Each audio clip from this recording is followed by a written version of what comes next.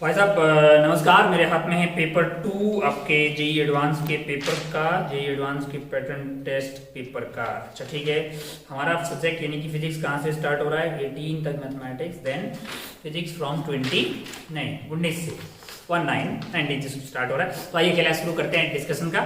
सवाल नंबर 19 से अपना कार्यक्रम स्टार्ट हो रहा है।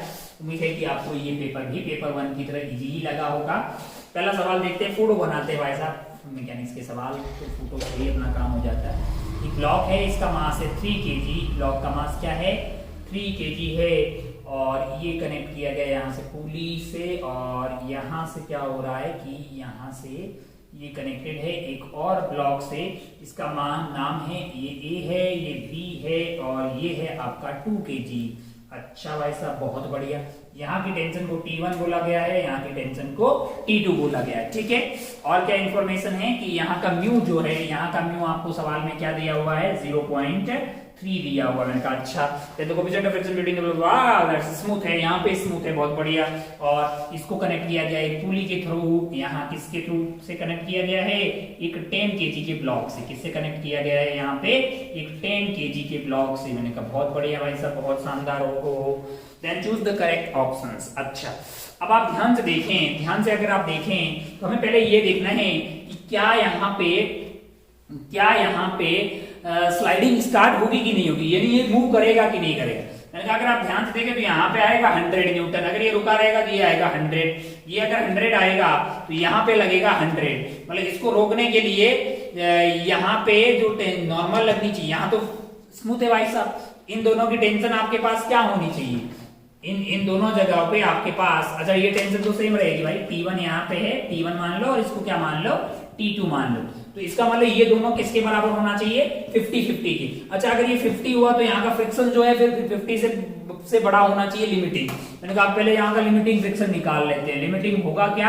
मैंने कहा म्यू इनटू एन है 0.3 यानी 3/10, और एन की वैल्यू है 20, वो तो 6 न्यूटन आ रहा है। इसका मतलब ये रुकने वाले नहीं है भाई साहब, 6 से ज्यादा है ना यार, ये 50 है तो ये रुकने वाला नहीं है। इसका मतलब ये इधर की तरफ जाएगा, ये इधर की तरफ जाएगा, ये नीचे की तरफ आएगा। अलोंग द धागा एक्सेलरेशन सेम होगी। ओहो, इस 2 kg का अगर एफबीडी बनाएंगे तो इधर T1 लग रहा होगा, इधर T1 लग रहा होगा, इधर स्पेस का अपोज फ्रिक्शन कर रहा होगा, इसका एक्सेलरेशन a होगा। यानी कि T1 - 6 = 2 × a। पहला रिश्ता मिल जाएगा। दूसरा अगर आप 3 kg की बात करें, इस 3 kg वाले की बात करें तो इस पे इधर की तरफ क्या लग रहा होगा? T2 लग रहा होगा। क्या लग रहा होगा? T2 लग रहा होगा। इधर क्या लग रहा होगा? मैंने कहा T1 लग रहा होगा। इस पे फ्रिक्शन पीछे लगेगा, इस पे फ्रिक्शन इधर लगेगा, और एक्सेलरेशन उसकी a इस साइड है। तो T2 - T1 - 6, T2 - T1 - 6 that is equal to 3 × a, that is equal to 3 × a। मैंने कहा बहुत बढ़िया भाई साहब, बहुत शानदार। हो T2 - T1 - 6 that is 3 × a। और क्या है? मैंने कहा इस पे इधर की तरफ 100 लग रहा होगा। यहाँ पे आपके पास टेंशन क्या है? T2 है। तो आपका एक और इक्वेशन आना चाहिए, 100 - T2, 100 - T2 that is equal to mass into acceleration, यानी कि 10 × a, that is equation number 3। That is equation number 3। अब आप इन तीनों को सॉल्व करिएगा तो आपको क्या मिल जाएगा? a मिल जाएगा, T1 मिल जाएगा, T2 मिल जाएगा। बहुत ही आसान सा है, तो सब इनको सॉल्व कर रहे हैं तो आपको a की वैल्यू क्या मिल रही है? a की वैल्यू 88/15 मिल रही है मीटर पर सेकेंड स्क्वायर। और उसको उठा के यहाँ पे डाल देंगे। जैसे मान लो T2 निकालना है, T2 निकालना है तो क्या करिएगा? 100 - 10a, और a की वैल्यू क्या आ रही है? 88/15, 88/15 है। तो मतलब इसको सॉल्व करके आप जो है आगे देख लीजिए। जैसे ये 5 से काटेंगे तो ये आपका 2 हो गया है, ये आपका 3 हो गया है ना। अच्छा तो ये 300 माइनस आपके पास 816 176 डिवाइडेड बाई 3। तो इसको फिर सोल्व कर डालिए, जो भी ये T2 आ रहा है ना। ये आपके आ गया है 4 और 2 और 2 है ना, डिवाइडेड बाई 3 तो 71 पॉइंट समथिंग, मतलब आपका जो है सॉरी हाँ T1 and T2 T1 and T2 T1 and T2 T1 and T2 4 minus 1, हाँ सॉरी, तो ये 3 2 माइनस 1, अरे 1 होगा ना यार, ये 1 होगा, 1 ये 1 हो जाएगा, ये अगर 1 हो जाएगा तो ये आपका 4 आ जाएगा, देन 41 पॉइंट समथिंग आएगा, 41.33 41.33 आपके पास क्या आ जाएगा, T2 आ जाएगा। और फिर सॉल्व करिएगा तो आपको T1 की वैल्यू जो है वो 17.73 मिल जाएगी। तो ये है, T1 ये है, T2 ये है, तो आपका ऑप्शन जो है, फिर आप देख लीजिए ऑप्शन कौन कौन से सही हो रहे हैं, A एंड D आपको सही होते हुए दिखाई देंगे। कुल मिला के मास्टर आपको बोल रहा है कि ये सवाल इजी टू मॉडरेट टाइप का था, अगर आप थोड़ा अच्छे से इसको सॉल्व करते तो बड़ी आसानी से इसको सॉल्व करके आगे बढ़ सकते थे। उम्मीद है मुझे आपको आपके कॉन्सेप्ट पे कि आपको ये बहुत ज्यादा टफ तो नहीं ही लगा होगा। गाते भाई साहब, जाओ यार जल्दी जल्दी, है ना, मिटने में भाव ना खाओ प्लीज, मुझे बहुत सारे सवाल बताने हैं, 1 मिनट।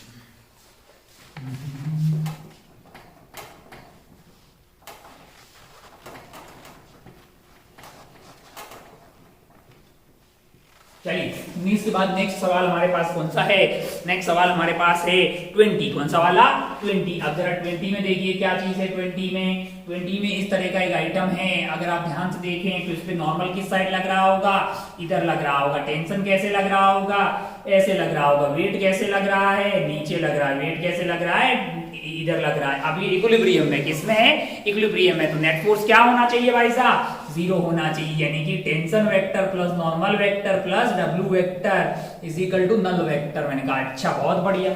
और अगर आप ध्यान से देखें तो ये परपेंडिकुलर है, इन दोनों का रिजल्टेंट इधर की तरफ आएगा, इसके जस्ट अपोजिट है ना, ये कैंसिल आउट कर देंगे, मैग्नीट्यूड क्या हो जाएगा, n square plus W square, तो मैग्नीट्यूड T का इसके बराबर होना चाहिए, डायरेक्शन अपोजिट होनी चाहिए। तो एक तो आपका ऑप्शन ए सही है, एक तो आपका ऑप्शन ए सही है, बी भी सही है, और क्या है, सी बिल्कुल गलत है, सी बिल्कुल गलत है, क्योंकि ये आ गया तो टी तो इसका नेगेटिव आएगा ना यार, है ना। मैं अच्छा, बहुत बढ़िया। n is equal to W tan theta, n is equal to W tan theta, theta कौन सा एंगल है, थीटा आपका ये वाला एंगल है, अगर थीटा तो ये वाला एंगल भी हो जाएगा थीटा, तो t cos थीटा, यानी t cos theta is equal to W हो जाएगा, और t sin थीटा आपके पास किसके बराबर होगा, n के। अरे मैंने t के कंपोनेंट कर लिए चंपकलाल, बहुत इजी है यार। तो अगर आप ध्यान से देखें तो tan थीटा यहाँ से क्या आ जाएगा, दोनों को डिवाइड कर दीजिए, n डिवाइडेड बाई w आता हुआ दिखाई देगा। अगर आप इन दोनों को डिवाइड कर देंगे तो आपका t से t कट गया है, sin theta by cos theta tan theta बच गया है, that is n divided by w। आपको क्या चाहिए, आपको n चाहिए, तो n को आप लिख देंगे w tan थीटा। मैंने कहा बहुत बढ़िया, बहुत ही खूबसूरत। हो ये आपको कौन से ऑप्शन में दिखाई दे रहा है, ये आपको डी ऑप्शन में दिखाई दे रहा है, तो डी ऑप्शन भी आपका सही होगा। तो आपका आंसर होगा A B and D, A B and D जो है, ए बी एंड डी जो है ये 20 के आंसर हो जाएंगे। बहुत ही बेहतरीन आसान सा सवाल, और बड़ी आसानी से आप इसको सॉल्व करके आगे बढ़ सकते थे। चलिए भाई साहब, बड़ी गिरफ्तार से आगे बढ़िए। 20 की बात आगे बढ़ती ही, 20 के बाद अगला वाला हमारा सवाल है 21। क्या है, 21। आइए देखते हैं भाई साहब मिलके करते हैं 21 क्या है। काटने वाले सवाल, काटने वाले से हम बिल्कुल ना डरे, काटने वालों से तो हम बिल्कुल ही डरने वाले बालक नहीं हैं। ये देखिए जरा, 2m है, बी नाम है इनका, ओहो धागा लगा है, ओहो ए मां सिंह। मास्टर ने बोला था कि कैंची चलाने से पहले सब जगह की टेंशन पता कर लो। यहाँ पे क्या है, mg है, तो यहाँ का टेंशन क्या रहा होगा, mg रहा होगा। नीचे क्या लग रहा है, 2mg लग रहा है। स्प्रिंग में फोर्स कितना रहा होगा, 3mg रहा होगा। ये घटना किससे, कहाँ कब की है, काटने से पहले की। काट कहाँ रहे हो, in the system shown in the inextensible string connected between 2m and is m and 2m and m के बीच का स्ट्रिंग कट कर रहे हैं, यानी कि कैंचिया जो है वो यहाँ चलाया जा रहा है, टक से इसको उड़ा दिया जा रहा है ना, इसको उड़ाया जा रहा है इनका। बहुत बढ़िया भाई साहब, बहुत शानदार। तो बोल रहा है ए एंड बी का क्या बताना, एक्सेलरेशन ऑफ लॉग ए। अबे ये तो फ्री फॉल करेगा, ये तो मस्त फ्री फॉल करेगा जी metre per second square downward, जी मीटर पर सेकंड स्क्वायर। और इधर b की बात करेंगे तो ये 3 mg सडनली चेंज होने वाला नहीं है, ये स्प्रिंग ये वाला स्प्रिंग का फोर्स गायब हो जाएगा और ये 2 mg भी एज इट इज रहेगा क्योंकि वो तो mg लग रहा है।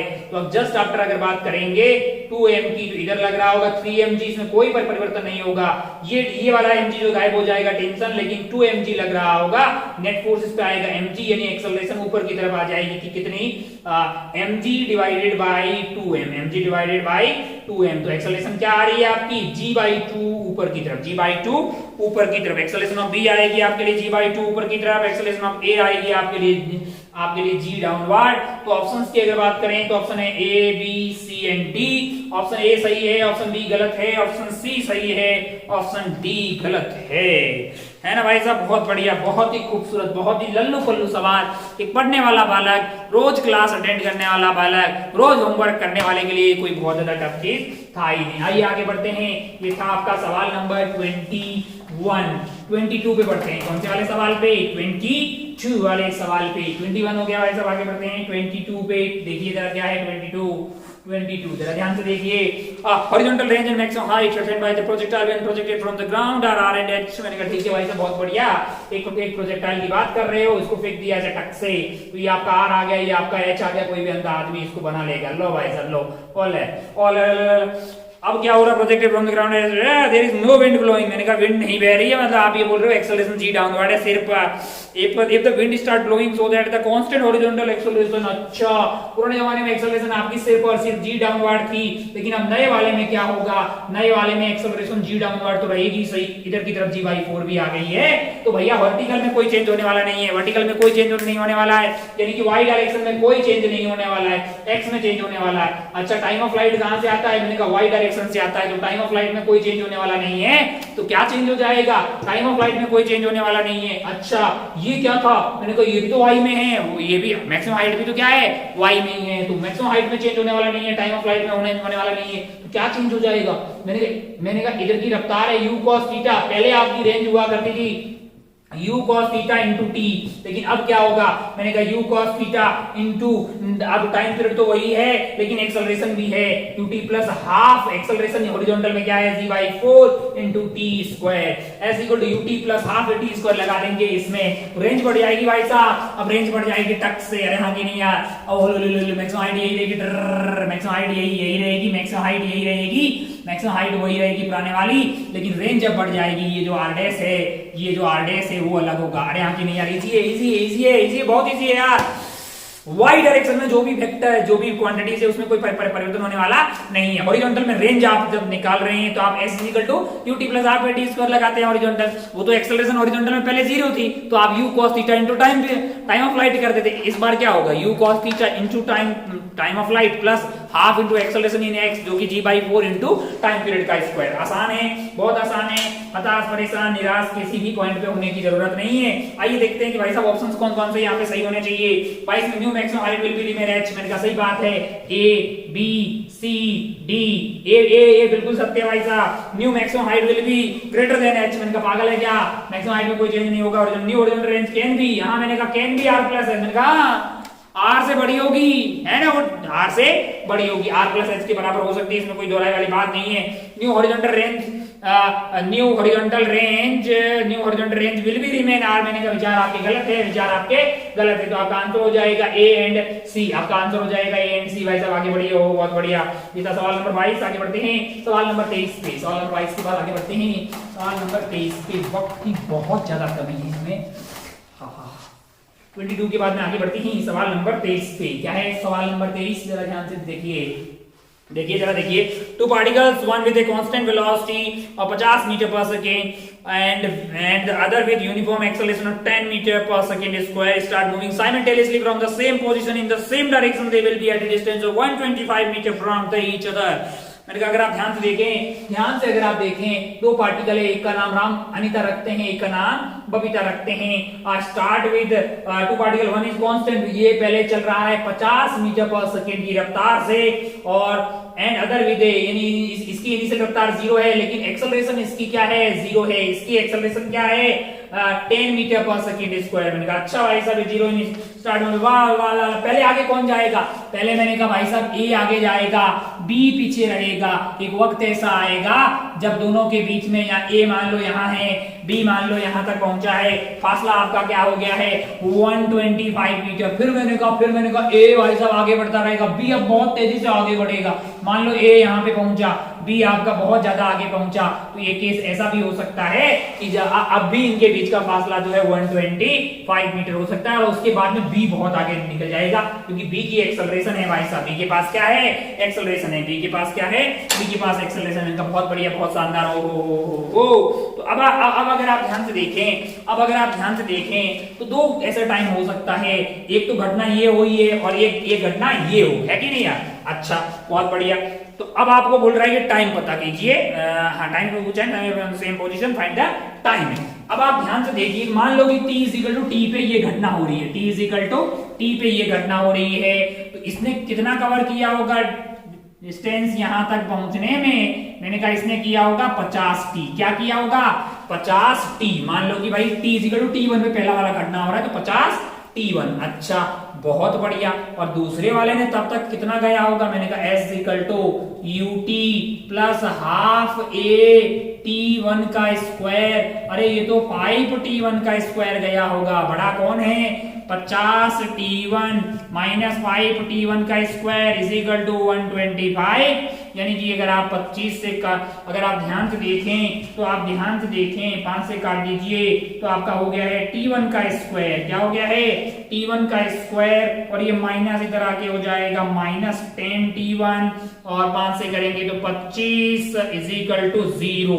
तो सॉल्व करके आपके पास एक t की पॉजिटिव वैल्यू आनी चाहिए। क्या आनी चाहिए पॉजिटिव वैल्यू आनी चाहिए। अच्छा अगर आप ध्यान से देखें तो इसको सॉल्व करने पर t1 की वैल्यू 5 आएगी। क्या आएगी 5 आएगी। क्या जरा ध्यान से देखें 5 रखेंगे तो यहाँ पे सॉरी 5 आएगी नहीं पता क्या है t1 is equal to minus of b यानी कि आपका 10 हो गया है प्लस माइनस b स्क्वायर यानी कि 100 माइनस 4ac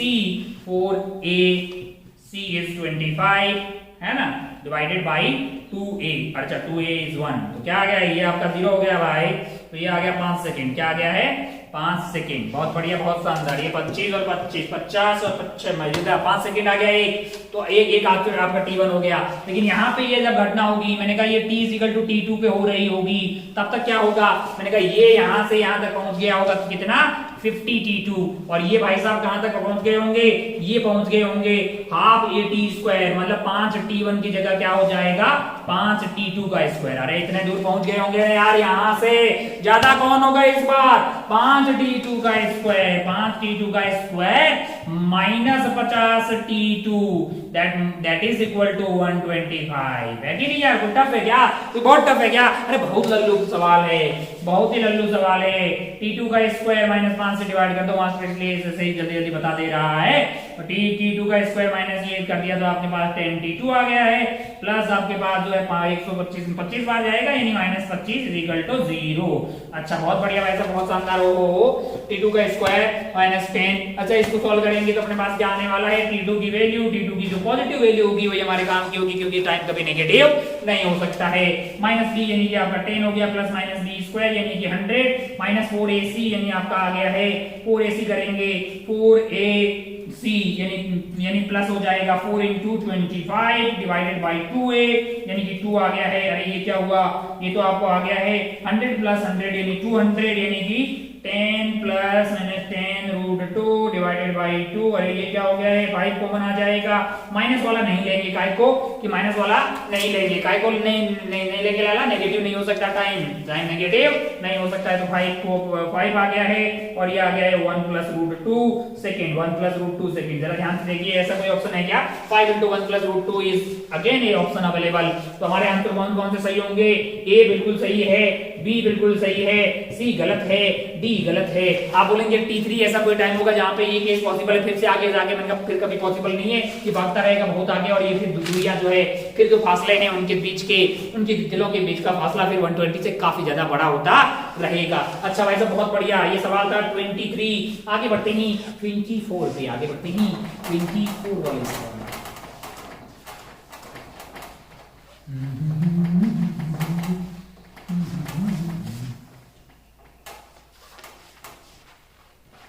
24 देखिए जरा क्या है 24 में कोडो बना रखा है मस्त एकदम। आइए देखते हैं 24 में भाई साहब एक पुली बना रखी है यहाँ पे। हो अच्छा, यहाँ से धागा जा रहा है ये वाली पुली पे, बढ़िया। यहाँ से जो है ये पुली बस एक और पुली से बनता है। अच्छा, बहुत बढ़िया, बहुत शानदार।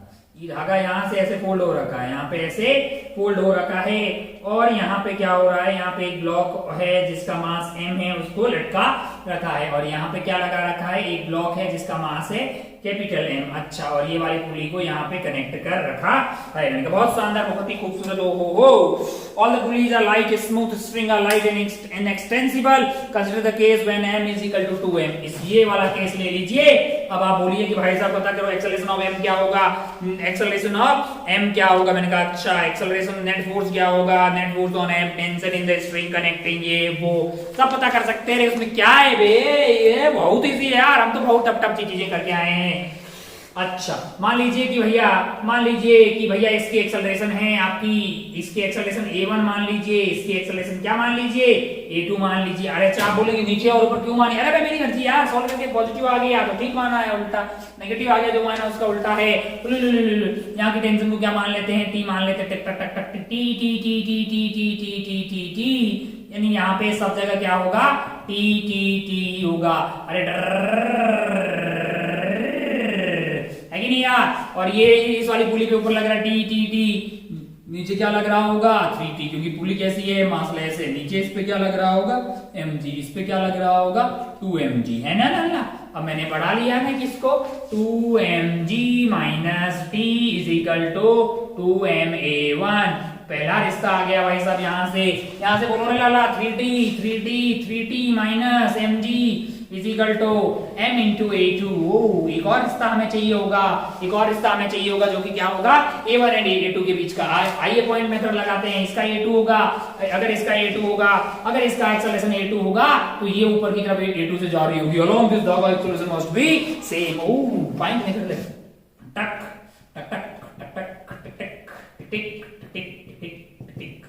अच्छा, ई बिंदु जो है वो नीचे आ रहा है लाला, वो कैसे आ रहा है, नीचे आ रहा है तो लेंथ बढ़ेगा तो क्या लिखेंगे, प्लस का a1 0 0। अच्छा, नीचे ऊपर जा रहा है माइनस a2, ये वाले पॉइंट के लिए माइनस a2, ये वाले के लिए 0 0, और ये वाले के लिए माइनस a2, तो minus of 3a2 is equal to 0। तो a1 की वैल्यू है बेसिकली 3a2। अबे कंस्टेंट लिखना आता है ना आत्मा। अब तीनों को सॉल्व कर ले, सब मिल जाएगा तेरे को। अच्छा देख जरा देख क्या कर सकते हैं। इसको 3 से मल्टीप्लाई कर लो तो वो हो गया है 6mg minus 3t is equal to 6ma1। 6ma1 है, बहुत बढ़िया, बहुत शानदार। हो नीचे लिखा हुआ है 3t minus mg is equal to mass into acceleration a2 क्या है, a2 तो बेसिकली अच्छा यहाँ पे a1 जो था उसको क्या लिख देते हैं अपन 3a2, a1 को लिख दिया 3a2 डिवाइडेड बाई ये m इंटू a2 रखते हैं। बहुत बढ़िया, बहुत शानदार। हो अब अगर आप ध्यान से देखें तो ऐड कर डालिए, 3t से 3t कट जाएगा, ये बच गया आपके पास 5mg। क्या बच गया है 5mg, that is equal to यहाँ से 18ma2 आएगा और यहाँ से तो ये 19ma2 आ जाएगा। ओहो a2 आ रही है 5g बाई 19, और a2 हमने कैसे माना है, ऊपर माना है। तो सत्य विचार a2 जो है ऐसा कोई ऑप्शन दिखाई दे रहा है क्या आपको, ऐसा कोई ऑप्शन आपको दिखाई दे रहा है क्या कि acceleration of mg 5g by 19 upward, पहला ही ऑप्शन यही है। देख जरा ध्यान से, इक्वेशन सत्य बनाइए, चेक कर ले, बाकी सारे ऑप्शन भी तेरे लिए कोई टफ चीज नहीं है। नेट फोर्स ऑन m क्या होगा, नेट फोर्स ऑन m क्या होगा, अबे बहुत आसान होगा, F is equal to ma लगाते हैं नेट फोर्स के लिए। मास m है, एक्सेलरेशन क्या है, मैंने कहा 5g बाई 19 है। अरे नेट यही आ जाएगा भाई साहब 5mg बाई 19 अपवर्ड। मैंने कहा सेकंड भी सही हो गया। अरे tension in the string connected m and connecting M is, connecting capital M is, यानी कि आपको टी पता करना है, यानी कि आपको क्या पता करना है, टी पता करना है। क्या किया जा सकता है, मतलब बिल्कुल किया जा सकता है, कहीं भी इक्वेशन में डाल दीजिए टी आपको मिल जाएगा। टी आपको सॉल्व करेंगे 8 mg/19 मिल रहा है, तो ये भी सी आपका सही हो जाएगा, डी आपका गलत है, जब सी सही हो जाएगा। उम्मीद है कि आपके भेजे में ये सवाल उतर गया होगा। यार टी निकालना कोई टफ है क्या, कोई भी इक्वेशन में डाल दे, a1 मिल गया, a2 मिल गया, तो a1 मिल गया, इस वाले इक्वेशन में डाल दे, मान लो a2 पता है, ये सब पता है, तो t आ जाएगा क्या, और बहुत बढ़िया t मिल जाएगा, तो फिर 2t 3t यहाँ का टेंशन सब पता कर लेंगे। कोई बहुत टफ सवाल है क्या, बिल्कुल टफ सवाल नहीं। आगे बढ़ते हैं कि अपन 24 के बाद 25 पढ़ लेते हैं। 25 पे नेक्स्ट है हमारे पास 25 भैया हो गया, टक टक टक टक। जो बालक हमेशा होमवर्क करता है, लेक्चर उसने अटेंड किए हैं, लॉजिकली चीजों को समझा है, उसको मजा आ रहा होगा, यस जिंदगी सही डायरेक्शन में जा रही भाई साहब, है ना, ऐसी फील आनी चाहिए आपको। block of mass m is placed on fixed inclined plane making angle theta is equal to 37 degree. The block is moving down the inclined plane with a constant velocity. बहुत बढ़िया। सवाल नंबर है आपके पास 25। क्या है सवाल 25 है। अगर आप ध्यान से देखें तो ये है आपका हॉरिजॉन्टल फ्लोर, ये है आपका हॉरिजॉन्टल फ्लोर, और थीटा आपका है 37 डिग्री, थीटा आपका 37 डिग्री है। यहाँ पे एक ब्लॉक है, तो यूनिफॉर्म वेलोसिटी से जा रहा है। कैसे जा रहा है, यूनिफॉर्म वेलोसिटी से जा रहा है। मैंने कहा बहुत बढ़िया भाई साहब, बहुत शानदार। हो इस पे इधर की तरफ क्या लग रहा है, mg cos थीटा, इधर क्या लग रहा होगा mg sin थीटा, इधर क्या लग रहा होगा फ्रिक्शन, लेकिन वो होगा mg sin थीटा के बराबर ही, है ना। क्यों, क्योंकि भाई साहब इसकी वेलोसिटी है यूनिफॉर्म, मतलब एक्सेलरेशन क्या है, जीरो है। हो।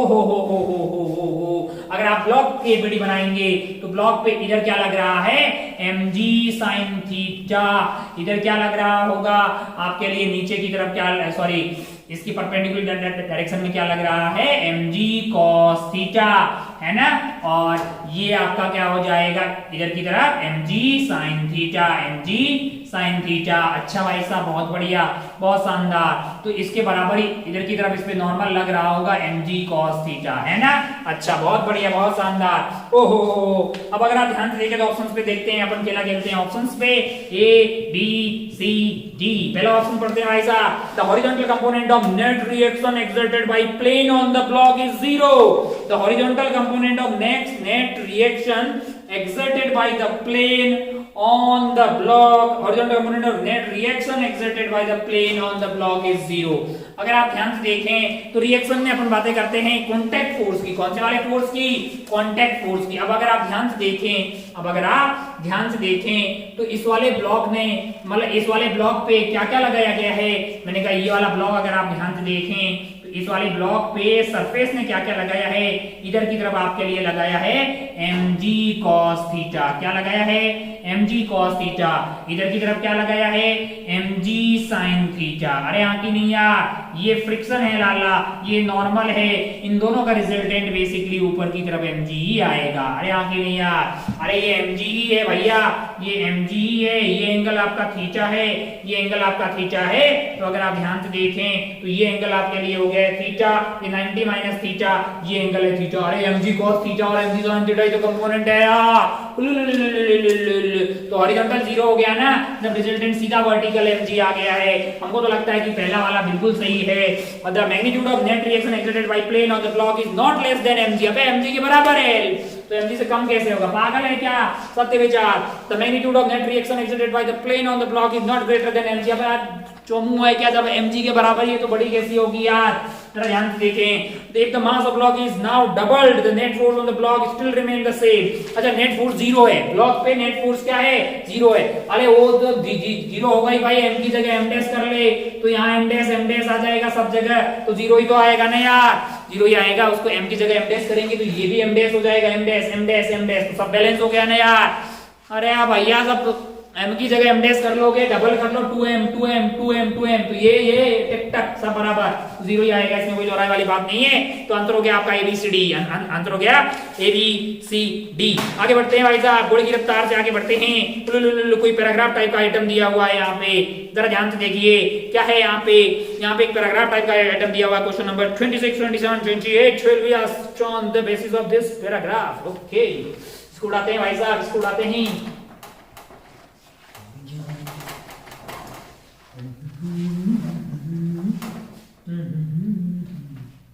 अब जरा ध्यान से देखिए क्या क्या यहाँ पे बोला जा रहा है।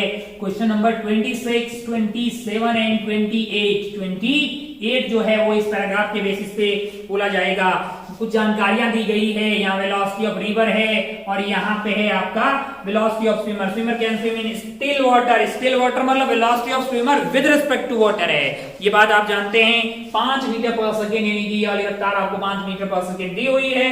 Velocity of river is 3 metre पर सेकेंड और ये फ्लो डायरेक्शन के साथ जो एंगल है वो आपको थीटा दिया हुआ है। देन मैच द और अच्छा रिवर की विड्थ आपको दी हुई है 500 मीटर। डी आपको क्या दिया हुआ है 500 मीटर। लल्लू सवाल है एकदम, देखते ही अपने को लग रहा है कि आप क्या पूछ रहे हो यार, इससे बहुत टफ सवाल पूछे जा सकते थे। Direction of the theta crosses the पहला बोल रहा है एक्स वाई जेड। आइए एक्स खेलते हैं, एक्स में क्या दिया है, एक्स में खेलते हैं जरा। 37 डिग्री बोल रहा है, एक्स में ये बोल रहा है कि ये लाला जो है 5 मीटर पर सेकेंड की रफ्तार इधर लेके चला है, 5 मीटर पर सेकेंड की रफ्तार इधर से 37 डिग्री के एंगल पे लेके चला है। बाकी जो है 3 मीटर पर सेकेंड तो इसको ऐसे ही गिफ्ट में मिल गया होगा। कौन सा वाला, रिवर वाला। 5 के कंपोनेंट किए तो 5 तो एक कंपोनेंट 4 आ गया, एक कंपोनेंट 3 आ गया, 5 हो गया गायब। ये 3 जो है वो रिवर को वो करना चाह रहा है, क्या करना चाह रहा है, टाइम टेकन है। टाइम टेकन पर पता करना है तो क्रॉस करने में आपको 500/3 का टाइम लगेगा, 500/3 सेकेंड का टाइम लगेगा। 500/3 सेकेंड भाई साहब। और तब तक ड्रिफ्ट क्या हो जाएगा, मैंने कहा इधर की तरफ रफ्तार इसकी 7 हो जाएगी, तो इस वाले केस में ड्रिफ्ट जो है वो आपका हो जाएगा 5 और 3 7 हो गए। 7 इंटू टाइम लगा आपका 500/3 यानी 7 5 3500 डिवाइडेड बटा 3 मीटर। 3500 डिवाइडेड बटा 3 मीटर जो है वो यहाँ पे आपके लिए आता हुआ दिखाई देगा। अच्छा बहुत बढ़िया, बहुत ही शानदार, कुछ सही है। हाँ रफ्तार कितनी होगी, 4 और 3 7, 7 इंटू 500/3 तो 7 5 35 3500/3 है। अच्छा ये आपका हो गया है D30 3500 डिवाइडेड बाई 3। ये फर्स्ट में दिखाई देगा आपको, तो पहला केस हो गया अपने पास।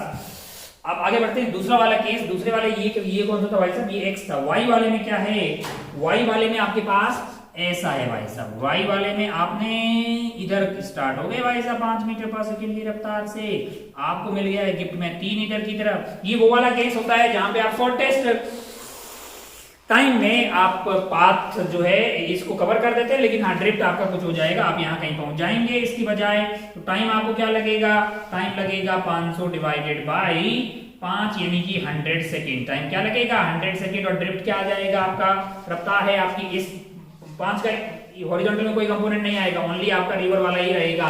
तो 3 इंटू टाइम आपका 100 है यानी कि 300 मीटर आपका क्या हो जाएगा, ड्रिफ्ट हो जाएगा। इसमें कोई दोहराई वाली बात नहीं है, तो जो कि आपको थर्ड में दिखाई देगा।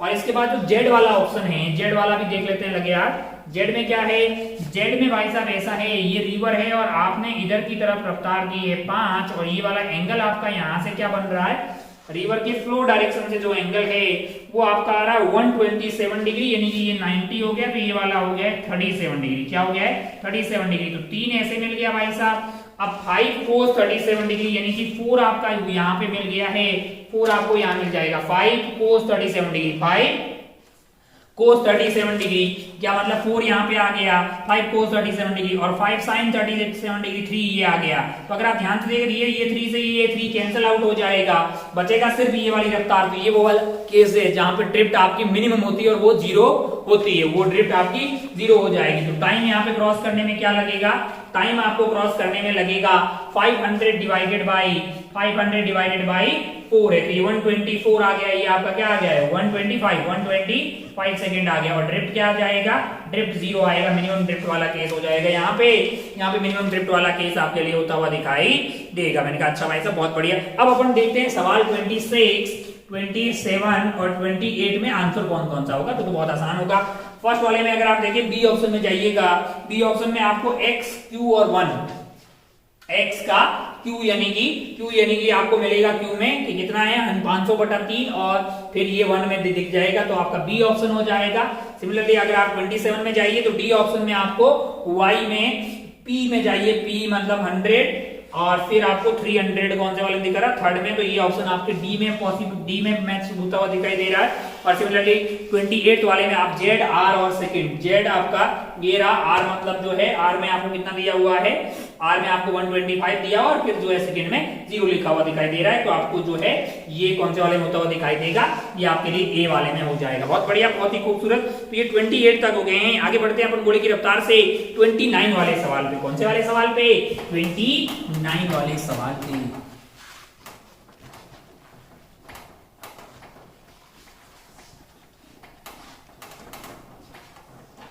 29 क्या है, ध्यान से देखें। A river of width 100 metre is flowing with velocity of 1.5 metre per second. A man start from the end one end of the rest relative to the river. He rose with acceleration of 2 meter per second relative to the river. If the man want to cross the river in minimum time, then by how much distance will be drifted? अच्छा, ऐसा है कार्यक्रम। कैसा है? ऐसा है कार्यक्रम।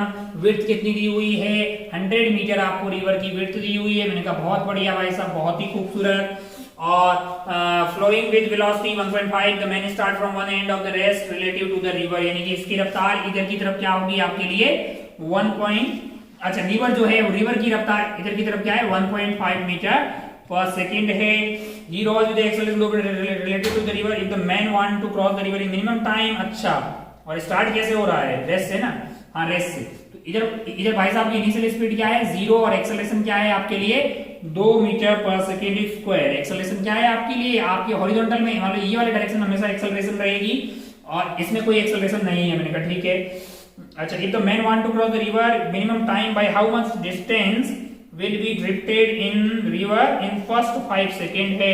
अच्छा, अब आप ध्यान से देखिए तो हमेशा उसकी कोशिश उधर की तरफ रहेगी, हमेशा उसकी कोशिश क्या रहेगी? उधर की तरफ रहेगी। If the man want to cross the river in minimum time by how much distance will be drifted in the direction of the river flow in first 5 second. तो अगर आप ध्यान से देखें तो फर्स्ट 5 सेकेंड में आपके रिवर जो है 1.5 से अच्छा from one end of the rest related to the river he rows with acceleration of 2 meter per second related to 2 meter per second की रफ्तार से वो इधर जा रहा है, तो वो 5 सेकंड में कितना चला जाएगा? मैंने कहा s equal to ut plus half at square. Acceleration है 2 और t स्क्वायर है आपके लिए। टाइम आपको कितना दिया हुआ है? टाइम आपको दिया 5 यानी कि 25 यानी कि ये आपका 2 हो गया है, यानी 25 मीटर जो है वो इधर की तरफ पहुंच जाएगा। लेकिन मीनवाइल वो इधर भी तो जाएगा ना, कितना जाएगा भाई साहब? मैंने कहा अगर आपने टाइम दिया है 5 सेकेंड तो 1.5 इंटू 5 यानी कि ये तो 75 हो गया। क्या हो गया है? 75, यानी 7.5 मीटर जो है वो इधर की तरफ ड्रिफ्ट हो जाएगा। तो ये भाई साहब जो 100 है उसको पूरा कवर तो नहीं कर पाएंगे, 100 का मतलब 1/4 ही कवर कर पाएगा, तो ये कहीं यहां पहुंच जाएगा, है ना। ये वाली दूरी आपके लिए क्या हो जाएगी? आपके लिए हो जाएगी 25 मीटर और यहाँ पे शिफ्ट क्या हो गया? ये आपका 7.5 मीटर, है ना। तो ये भी भाई साहब थोड़े से इधर की तरफ से मतलब पहुंच जाएंगे। कोशिश हमेशा उनकी उधर की तरफ जाने की है, लेकिन ये 1.5 मीटर पर सेकंड रिवर जो है वो उनको इधर की तरफ लेके जा रही है। ये मैं थोड़ा फास्ट बता दी इधर उधर करके। देखो लल्ला, स्विमर जो है ना, स्विमर वो कोशिश कर रहा है क्रॉस करने की, लेकिन पानी उसको इधर लेके चला जाएगा। स्विमर को की इनिशियल स्पीड इस डायरेक्शन में क्या है 0 है ना, लेकिन एक्सेलरेशन क्या दी हुई 2 मीटर पर सेकेंड स्क्वायर है। तो दूरी जो भी कवर करेगा ऐसे ut प्लस r/t स्क्वायर से निकाल दिया। इतना टाइम में इधर की तरफ शिफ्ट कौन करेगा? मैंने कहा इधर की तरफ तो शिफ्ट आपका जो ये वाले डायरेक्शन में कोई एक्सेलरेशन तो है नहीं और ना ही कोई इनिशियल रफ्तार है, तो ये वाले डायरेक्शन में क्या होगा? बस टाइम से सीधा रिवर की स्पीड होगी वही इसकी स्पीड हो जाएगी, है ना। तो 5 से मल्टीप्लाई करती है तो बहुत ही ज्यादा लल्लू बल्लू हो गया। 7.5 आंसर होगा भाई साहब। बहुत बढ़िया, बहुत शानदार। हो ये था 29। आगे बढ़ते हैं 30 पे, 30 वाले पे बढ़ते हैं भाई साहब। क्वेश्चन नंबर 30 जरा ध्यान से देखिए। The velocity of particle is given by, velocity दी हुई है भाई साहब, वेलोसिटी दी हुई है आपको 2i cap minus j cap plus 2k cap है। अच्छा, वेलोसिटी दी है मतलब स्पीड की कितनी हो गई है 4 + 4 + 1 यानी कि 3 मीटर पर सेकेंड की स्पीड हो गई है भाई साहब। In the interval of t 10 second distance travelled by the particle is. मैंने कहा भैया 10 सेकेंड के इंटरवल में जो डिस्टेंस कवर होगा वो होगा 3 × 10 यानी कि 30 मीटर। क्या हो जाएगा? 30 मीटर का डिस्टेंस कवर करेगा। अच्छा, बोल रहा है कि ये 12 n है। अच्छा, क्या सवाल है? 12 n है तो ये 30 डिवाइडेड बाई 12 हो जाएगा ना भाई। ये तो हो गया आपका 15 डिवाइडेड बाई 6, तो ये 2 पॉइंट समथिंग आएगा। 12 और 3, हाँ तो 3 और 0 5, तो 2.5 आएगा रे लाला, 2.50 आंसर आ जाएगा आपका। अरे ठीक है, बहुत लल्लू सवाल यार, पूछते हुए शर्मा आ रही है। वेलोसिटी कांस्टेंट है, स्पीड पे मैग्नीट्यूड निकाल दो, इनटू टाइम कर दो ना, दूरी आ जाएगी। थू थू थू क्या सवाल है। 30 हो गया भाई साहब, आगे बढ़ो रे। 31 जरा ध्यान से देखिए क्या है 31 जरा ध्यान से देखिए। 31 two bodies are thrown vertically upward the same initial speed of 98 meter per second, 98 meter per second। मैंने कहा अच्छा, and but the second one is thrown after t is 4 second। मैंने कहा अच्छा, ये बॉल अनीता बोल देते हैं, बाल बबीता सेकंड वाली, इसकी भी इनिशियल रफ्तार इतनी है। मैंने कहा बहुत बढ़िया। ओहो, and if after 5 seconds after the first particle is thrown both of them meet, then value of the n is। मैंने कहा अच्छा, दोनों ने फिर क्या किया होगा कि सेम डिस्टेंस कवर किया होगा इतने टाइम में। मान लो कि ये वाला टाइम है t is equal to t, तो ये वाले ने कितना कवर किया होगा तब तक ये मतलब इसके लिए टाइम कितना होगा चलने का, तब तक वो t माइनस कितना सेकंड लेट स्टार्ट हुआ, 4 सेकंड ये चली होगी। इसका मतलब क्या है, ये ऊपर गई होगी, वापस आई होगी, तब तक ये जाके भिड़ गई होगी। अरे ये a का पाथ है, ये क्या है p का पाथ है। अच्छा, तो डिस्प्लेसमेंट दोनों का सेम होगा भाई साहब, कितना होगा, मैंने कहा ये होगा, इतना है ना, ये सेम होगा। तो क्या लगाएंगे, s equal to ut plus half at square. तो u इसका कितना था 98 ut हाफ at स्क्वायर, तो minus of half at square यानी कि t की वैल्यू t स्क्वायर है, दैट इज इक्वल टू इसका क्या होगा, इसका अगर आप ध्यान से देखें तो इनिशियल स्पीड आपकी 98t है, 98t ut plus sorry t की जगह क्या है, सॉरी t की जगह मतलब टाइम की कितना है, t माइनस 4 है, minus of 1/2 into 10 into t minus 4 का स्क्वायर है। अगर आप ध्यान से देखें तो अब इसको सॉल्व करना है आपके लिए, इसको सॉल्व करेंगे 98t सॉल्व करने में t की वैल्यू जो आ रही है वो आपके लिए जो भी आ रही है, अच्छा जो भी आ रही है आफ्टर सोल्व करें क्या कर लीजिए यार इसको। अब क्या ही करना, 98t minus 5t square that is 98t minus 98 into 4 minus 5t square minus 5 sorry, तो यहाँ से यार इसको सॉल्व कर डालिए। जब आप इसको सॉल्व कर रहे हैं तो कुछ आंसर आ रहा होगा, कुछ आंसर आ रहा होगा, और फिर क्या होगा, तो मतलब आपको क्या पूछा, आफ्टर 4n है and the first particle is thrown both of them meet and the value of n है। सॉल्व करके n की वैल्यू जो है टाइम साइड आपका 5n आ रहा है, कितना आ रहा है, ये इक्वेशन को सॉल्व करना है, आपको क्या निकालना है, t मिल जाएगा, और t मिल जाएगा तो आपको पूछा क्या गया है, मास्टर थोड़ा जल्दीबाजी में इसलिए तुरंत हिंट देके आगे बढ़ना चाह रहा है। After 5n second the first meet है, अच्छा तो ये वैल्यू आपका t जो भी आएगा वो 5n आएगा, सॉल्व करके n बताना है। जब आप इसको सॉल्व कर रहे हैं तो n की वैल्यू जो है आपका 2.4 आ रही है, 2.4 आ रही है, इसका मतलब 520, अच्छा 5 to 10 12 सेकंड आएगा, 12 सेकंड इसको सेटिस्फाई कर रहा होगा, है ना। अरे ठीक है यार, इसमें कुछ भी नहीं है, सॉल्व करके t की वैल्यू 12 आई होगी बे, 12 आई होगी तो फिर हो गया, मतलब जो है इस उसमें क्या है ना।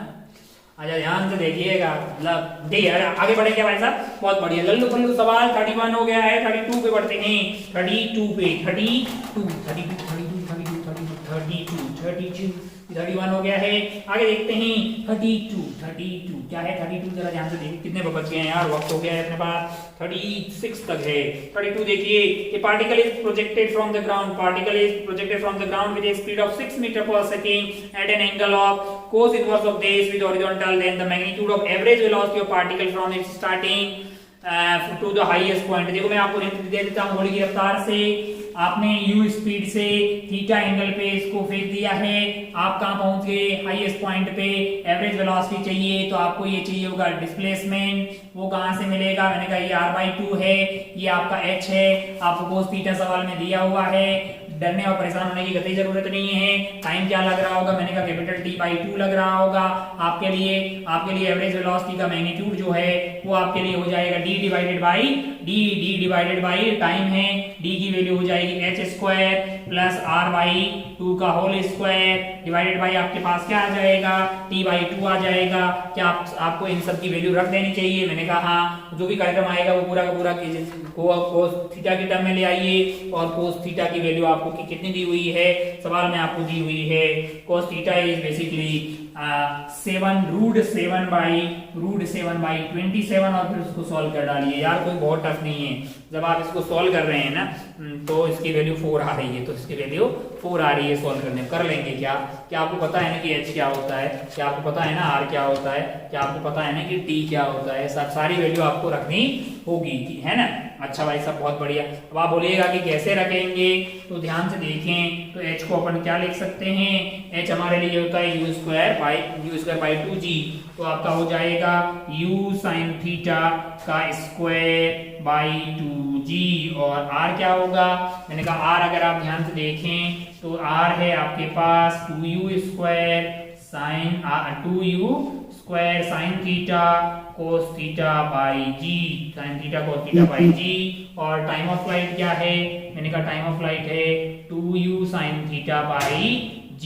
अब आपको क्या करना है, इनकी वैल्यू को रखना है यहाँ पे, h का स्क्वायर है, h का स्क्वायर रखेंगे तो क्या हो जाएगा, अगर आप ध्यान से देखें h² प्लस r/2 का स्क्वायर है, तो अगर आप ध्यान से देखें तो h जो है आपके लिए h का स्क्वायर करेंगे तो ये वाली वैल्यू u की पावर 4 sin की पावर 4 थीटा आ जाएगी, डिवाइडेड बाई आपके पास क्या आ जाएगा 4g² आ जाएगा, प्लस r/2 का स्क्वायर है, r आपके पास यहाँ आ गया है, 2 कर देंगे तो ये कट जाएगा, इसका स्क्वायर करेंगे तो ये वाली वैल्यू u की power 4 sin square cos square theta divided by g² आ जाएगा, डिवाइडेड बाई आपके पास क्या है t/2 है, t/2 की बात करेंगे तो वो u sin theta by g आ जाएगा। अब आप ध्यान से देखें तो यहाँ पे आपके पास है u की पावर 4 बार क्या आएगा u² आएगा, एक u² से एक u कट गया भाई साहब। अगर आप ध्यान से देखें तो एक चीज आपके पास और है, यहाँ पे क्या आ जाएगा g² है बार g आ जाएगा, और ये g जो है वो आपके ये वाले g को निपटा देगा। मैंने कहा बच्चा क्या है, साइन थीटा बचा है, साइन स्क्वायर थीटा, और यहाँ पे आपके पास है, यहाँ पे आपके पास होगा साइन स्क्वायर थीटा, तो यहाँ बचेगा क्या, मैंने कहा साइन स्क्वायर थीटा, बाहर साइन थीटा आ जाएगा, उसको ये काट देगा। अब और क्या बच गया है, मैंने कहा बाहर बच गया है u। अबे वैल्यू रख रहा हूँ यार, कोई बहुत बड़ा काम कर रहा हूँ क्या, नहीं, अंदर की तरफ क्या बचा है, मैंने अगर कैलकुलेशन सही की है तो ऊपर आ जाएगा sine square theta plus 4 cos square theta, और ये 4 है तो बाहर आके 2 आ जाएगा। साइन स्क्वायर थीटा को 1 माइनस कोस स्क्वायर थीटा लिखा जा सकता है, तो बचेगा क्या प्लस का 3 कोस स्क्वायर थीटा, यू की है ना। अच्छा भाई साहब बहुत बढ़िया, बहुत शानदार। यू नहीं कटा था क्या कहीं पे, यू भी कट गया होगा कहीं पे यार, यू दिया है क्या, प्रोजेक्टेड विद स्पीड ऑफ 6, अच्छा यू दिया हुआ है 6/2 1 plus 3 cos square theta, cos square theta की वैल्यू हो जाएगी 7 डिवाइडेड बाई 27, ये 9 आ गया है, 9 और 7 16 हो गया है। जरा ध्यान से कितना सही वैल्यू आ रही है, 4/3 आ जाएगा, ये 2 आ गया है, ये 2 आ गया है। मास्टर से कैलकुलेशन करवा के मानोगे, ऐसे ही नहीं मानोगे। यहाँ तो 4 आ गया ना लल्ला, तो ये 32 हो गया है। आगे बढ़ लो 33 पे, आगे बढ़ते हैं 33 वाले सवाल पे। गोली की रफ्तार से उड़ा देते हैं भाई साहब, टक टक टक टक टक टक टक टक टक टक टक टक टक टक टक। अब जरा ध्यान से देखें, यहाँ पे सवाल है 33 क्या है, an astronaut on the surface of other planet whose resistance is negligible to measure the acceleration due to gravity throws a stone upward. The stone reaches a maximum height of 10 meter, यानी कि वहां का u²/2g' जो है वो आपका कितना आ रहा है 10 मीटर आ रहा है। ये observe the stone reaches maximum height of 10 meter and reaches the surface 5 second after it was thrown, यानी कि टाइम ऑफ फ्लाइट 2u/g' की वैल्यू क्या आ रही है, वो 5 सेकेंड आ रही है। Then the value of find the value of acceleration due to gravity on the surface. अगर आप ध्यान से देखें तो मैं क्या कर सकता हूँ, यहाँ से जरा ध्यान से देखें, ये u²/2g' है, इसकी वैल्यू 10 आ रही है, तो यहाँ से 4u²/g' का square that is equal to 25, दोनों को डिवाइड कर देते हैं, तो u² से u² गायब हो जाएगा। अगर आप ध्यान से देखें तो ये वैल्यू आपके लिए आ रही है 1/2g जी डैश है ना नीचे आपके लिए, और ऊपर के यहाँ पे 4 बचा है, और यहाँ पे आ गया जी डैश का square that is 10 divided by 25 यानी कि 2 डिवाइडेड बाई 5 आ गया है। अच्छा भाई साहब बहुत बढ़िया। तो एक इससे ये कट गया जी डैश, और बचा क्या है, ये हो गया 8, और 8 2 हो गया 16 बट्टा, तो हमको तो लगता है जी डैश जो है वो 4/√5 आ रही, पता नहीं अगर मैंने सही से कैलकुलेशन किया है तो।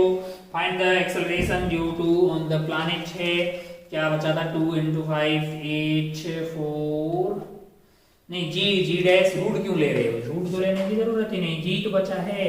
तो वैल्यू क्या आ जाएगी आपके पास 8 × 2 यानी कि 16 डिवाइडेड बाई 8 और 2 16/5 यानी कि 3 कैलकुलेशन ठीक कर रहा हूं मैं, 8 और 2 16, और नीचे आपके पास है 25 16/5 जी डैश कैलकुलेशन 3 समथिंग आएगा 5, हाँ तो एक बचेगा तो 3.2 आ जाएगा रे, 3.2 मीटर पर सेकंड। क्या रद्दी सवाल है यार, बड़ी आसानी से कर डालेगा क्या, बिल्कुल कर सकता है, इसमें कोई दोहराई वाली बात नहीं है। 33 के बाद में आगे बढ़ते हैं, 34 वाला सवाल है, कुछ नहीं है 2u/g, जी की जगह जी डैश कर ले, मैक्सिमम हाइट का फॉर्मूला पता है, टाइम ऑफ फ्लाइट का फॉर्मूला पता है। 34 पे बढ़ते हैं, क्या है 34 जरा ध्यान से देखिए। Stone is thrown from the top of the tower at an angle of 30 degree up with the horizontal with a velocity of 60 meter per second after 4 second. ये एक टावर है, टावर के ऊपर से stone is thrown from the top of tower at an angle of 30 degree, 30 degree के angle पे फेंक रहे हैं, 30 डिग्री के एंगल पे फेंक रहे हैं। Stone is thrown top of the tower at an angle 30 degree with a velocity of 16 meter per second of the flight, ठीक है, after 4 second of flight it strike the ground, let the height of tower is h। 4 second के बाद में ये गिरती है, अगर ये 4 सेकंड के बाद में यहाँ पे गिरती है, velocity of 16 meter per second, after 4 second flight strike the ground, let the angle, let the height of tower is find the value h/10। अरे यार h निकालना बहुत ही आसान है, यहाँ पे आएगा आपका 16 cos 30 डिग्री यानी कि √3/2 यानी कि ये आपका आ गया है 8 √3 मीटर पर सेकेंड, और यहाँ पे रफ्तार थी आपके लिए, यहाँ पे रफ्तार थी आपके लिए कोस, मतलब आपके लिए क्या हो जाएगी sin 30 यानी कि 8 मीटर पर सेकेंड है। तो आपको टाइम ऑफ फ्लाइट कितना दिया हुआ है, आफ्टर 4 सेकेंड ये गिर रही है। अच्छा भाई साहब बहुत बढ़िया, बहुत शानदार, हो। तो टाइम ऑफ फ्लाइट का मतलब क्या है आपके लिए, जरा ध्यान से देखें। टाइम ऑफ फ्लाइट का मतलब ये है कि इस वाली डायरेक्शन में ये s = ut + ½ at², ut + ½ at²। तो 4 सेकंड के बाद में अगर ये t 0 पे हाल ये तो यहाँ आ जाएगा, तो ऊपर की स्पीड थी 8 × 4 - 5 × 4 सेकंड यानी कि 16 आ गया, ये आ गया आपका 32 और 832 और ये 6 × 5 = 30 80। तो 80 माइनस ये कर दीजिए, माइनस में आ रहा है, इसका मतलब क्या है, माइनस का मतलब डाउनवर्ड है डिस्प्लेसमेंट। तो ये आपका हो गया है 8 और साथ में 48 आपका आ गया। 48 डिवाइडेड बाय आपको क्या करना है, 48 डिवाइडेड बाय 10 करना है, आंसर आपका 4.8 आ जाएगा भाई साहब। लल्लू सवाल है एकदम लल्लू यार। माइनस का क्या मतलब है, मैंने ऊपर की डायरेक्शन को पॉजिटिव लिया है, डिस्प्लेसमेंट नीचे की तरफ आ रहा है। ये आपका था सवाल नंबर 34। आगे बढ़ते 35 36 घोड़े की रफ्तार से। भाई साहब खाने का वक्त हो रहा है, मास्टर है भूखा है ना। 34 35 जरा ध्यान से देखें। 35 क्या है, 35 a balloon is ascending at the constant rate of 9.8 meter per second at a height of 98 meter। यानी एक बलून था, यहाँ पे बलून ऊपर की तरफ प्रस्थान कर रहा है, मैं कहा बहुत बढ़िया भाई साहब। ascending at the rate of 9.8 meter per second at a height of 98 meter यानी कि ये अगर आपका धरातल है, धरातल से 98 मीटर यानी कि ये वाली दूरी हो गई। यहाँ पे आपके पास बलून है, यहाँ पे आपके पास क्या है, बलून है, और उसकी रफ्तार थी 9.8 मीटर पर सेकेंड। उसमें से कोई चीज को ड्रॉप किया क्या, पैकेट इज ड्रॉप्ड फ्रॉम 8 है। अच्छा, तो पैकेट की इनिशियल रफ्तार ऊपर की तरफ होगी 9.8 metre per second। If the time taken by the packet is to reach the ground is this, then the value of the अब जरा ध्यान से देखिए, तो ये पहले ऊपर जाएगा, टक से ऐसे आ जाएगा। ऐसे सवाल हमने खूब किए होंगे काइनेमेटिक्स में, आपने खूब, मतलब कुछ नहीं है जी। डिस्प्लेसमेंट कितना होगा, -98। अगर आपने ऊपर को पॉजिटिव माना है, अगर आपने ऊपर को पॉजिटिव माना है तो 98 हो जाएगा। u आपका ऊपर की तरफ था 9.8 इंटू, आपको क्या निकालना है भैया, आपको क्या निकालना है, टाइम निकालना है। तो इंटू टाइम, और ऊपर को आपने पॉजिटिव माना है, नीचे को नेगेटिव माना है, तो ये -10/2 यानी कि 5t² आ जाएगा। सॉल्व कर t आ जाएगा। अरे हाँ कि नहीं यार, कुछ भी नहीं है। अच्छा, ये वाली रफ्तार मैंने ऐसी क्यों ली, क्योंकि जैसे ही चीज को किसी को ड्रॉप करते हैं किसी भी फ्रेम से, तो इनिशियल रफ्तार वही हो जाती है जो फ्रेम की होती है।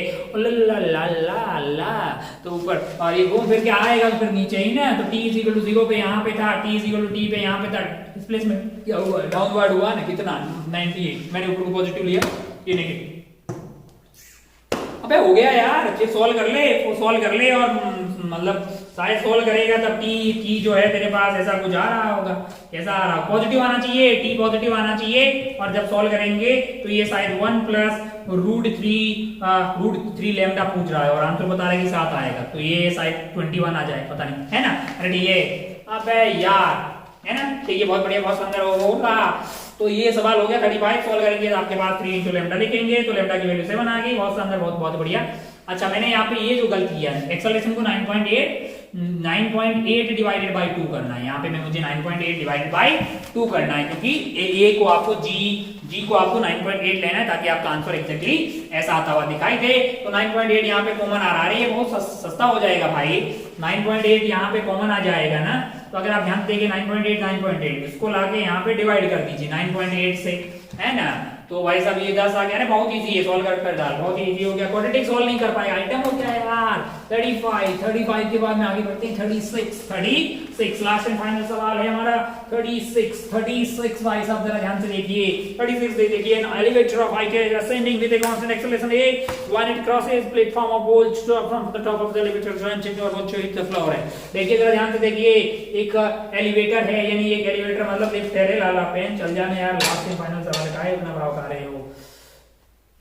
एक एलिवेटर है जो कि कहां हो रहा है, इसका हाइट h है। मैंने कहा बहुत बढ़िया भाई साहब, बहुत ही शानदार। ये वाला हाइट आप बोल रहे हैं h है, ये वाला हाइट आप क्या बोल रहे हैं, h है। और कांस्टेंट एक्सेलरेशन से जा रही है ऊपर की तरफ, एक्सेलरेट हो रही है, क्या ऊपर की तरफ है ना एक्सेलरेशन, हाँ। कांस्टेंट एक्सेलरेशन a असेंड कर रही है। When it crosses the bolt from the platform drops from the top of elevator, the time taken by bolt to hit the floor is this. यहाँ से एक बोल्ट जो है वो इससे अलविदा होता है और टक से नीचे की तरफ प्रस्थान करने लगता है। अच्छा, बहुत बढ़िया भाई साहब, बहुत ही शानदार। अगर आप चीटा बन के इसके रिस्पेक्ट में बैठ जाओगे तो आपको लगेगा कि आपके रिस्पेक्ट में इसकी इनिशियल रफ्तार क्या थी, 0 थी। अब आप ध्यान से देखें, नीचे इस पे लग रहा होगा mg और क्या लग रहा होगा, सूडो ma लग रहा होगा। तो आपको क्या लगेगा, एक्सेलरेशन g + a का एक्सेलरेशन आपको नीचे की तरफ इसका लगेगा। तो t = 0 पे ये यहाँ से रिलीज हुआ है, t = मर जाओ मत चलो, t = t पे ये यहाँ पे पहुंच जाएगा टक से। आपके रेस्पेक्ट में डिस्प्लेसमेंट क्या हुआ, थीटा के रेस्पेक्ट में h हो गया है। लगा देते हैं भाई साहब, s = ut plus half a t square with respect to theta. h की वैल्यू मैंने नीचे को पॉजिटिव ले लिया भाई साहब, तो h की वैल्यू h आ गई है, u की वैल्यू 0 थी, और हाफ इंटू एक्सेलरेशन मेरा हो जाएगा g + a into t square. चाहिए क्या मुझे, तो ये बताओ ना, चाहिए क्या आपको क्या चाहिए, आपको लैम्डा चाहिए हो, ला ला ला ला ला ला टी आपको चाहिए। कितना रद्दी सवाल है, y of h upon g + a का रूट आ गया भाई साहब। ये बोल रहा है कि ये item lambda h upon g + a है, lambda h upon g + a है। अरे ये देखो लैम्डा की वैल्यू क्या आ गई है, 2 आ गई। अगर मैं ईमानदारी से बताऊं ना तो इस पेपर की बहुत ज्यादा डिफिकल्टी वाली बात इसमें नहीं थी। अगर आप बहुत ही शिद्दत से मतलब जो है आपने सारे लेक्चर्स देखे हो, होमवर्क किया हो, तो आपके लिए मतलब ये पेपर ऐसे था भाई, टक टक टक टक ऐसे सॉल्व कर लेते। कोई बहुत ज्यादा डिफिकल्टी वाली बात इसमें नहीं थी। आप बोलोगे साहब आपको नहीं लगता है, इसका मतलब ये थोड़ी है कि डिफिकल्ट नहीं था, ये नहीं था।